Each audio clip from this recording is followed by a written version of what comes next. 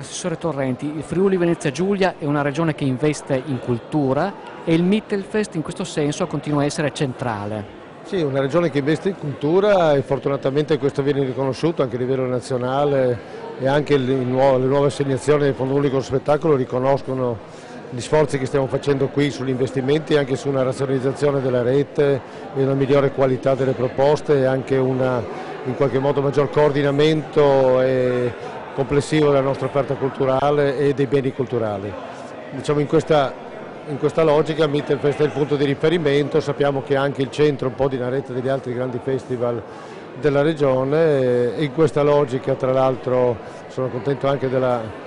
nomina,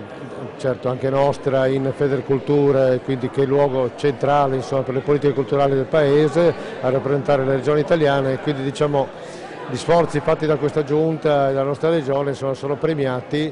e credo che siano anche premiati dalla critica del pubblico per quanto riguarda questa manifestazione che ha un programma particolarmente interessante e che sposa la Mitteleuropa con la nostra presenza mediterranea, perché alla fine questa è la nostra regione, quindi che momento di unione insomma, di due realtà che in questo momento però nel mondo sono strettamente connesse anche per la situazione internazionale molto complicata. Il Mittelfest una volta di più interpreta, seppur in modo artistico, è importante però queste connessioni, questo bisogno di interfacciare il mondo mediterraneo con quello mitteleuropeo.